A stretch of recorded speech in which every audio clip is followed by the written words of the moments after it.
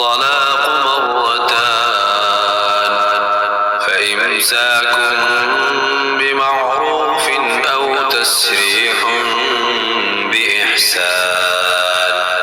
ولا يحل لكم أن تأخذوا مما آتيتموهن شيئا إلا أن يخافا ألا يقيما حدود الله فإن خفتم ألا يقيما حدود الله فلا جناح عليهما فيما افتدت به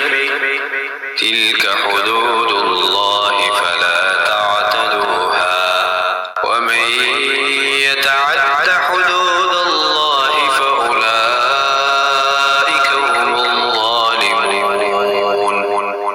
طلاق زیادہ سے زیادہ 2 بار ہونی چاہیے۔ اس کے بعد شوہر کے لیے 2 ہی راستے ہیں، یا تو قاعدے کے مطابق بیوی کو روک رکھے یعنی طلاق سے رجوع کر لے، یا خوش اسلوبی سے چھوڑ دے یعنی رجوع کے بغیر عدت گزر جانے دے۔ اور اے شوہرو، تمہارے لیے حلال نہیں ہے کہ تم نے ان بیویوں کو جو کچھ دیا ہو وہ طلاق کے بدلے ان سے واپس لو، الا یہ کہ دونوں کو اس بات کا اندیشہ ہو کہ وہ نکاح باقی رہنے کی صورت میں اللہ کی مقرر کی ہوئی حدود کو قائم نہیں رکھ سکیں گے۔ چنانچہ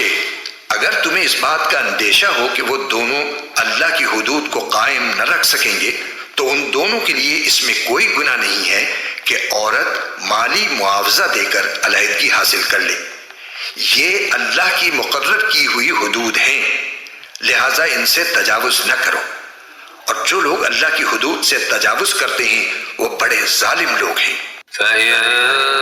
طلقها فلا تحل له من بعد حتى تنكح زوجا غيره فإن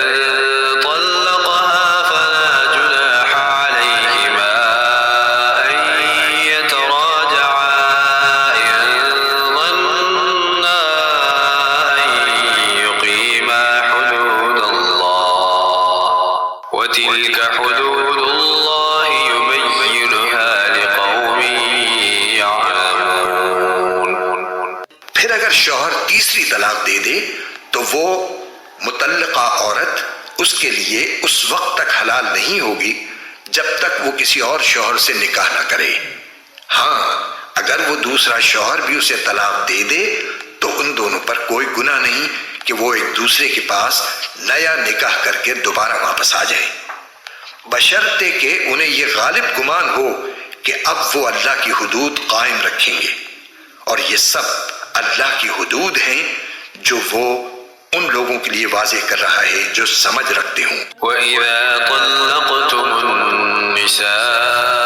فَبَلَغْنَ أَجَلَهُنَّ فَأَمْسِكُوهُنَّ بِمَعْرُوفٍ أَوْ سَرِّحُوهُنَّ بِمَعْرُوفٍ وَلَا تُمْسِكُوهُنَّ ضِرَارًا لِتَعْتَدُوا وَمَن يَفْعَلْ ذَلِكَ فَقَدْ ظَلَمَ نَفْسَهُ وَلَا تَتَّخِذُوا آيَاتِ اللَّهِ هُزُوًا وَاذْكُرُوا نِعْمَةَ اللَّهِ عَلَيْكُمْ وَمَا أَنزَلَ عَلَيْكُم مِّنَ الْكِتَابِ وَالْحِكْمَةِ يَعِظُكُم بِهِ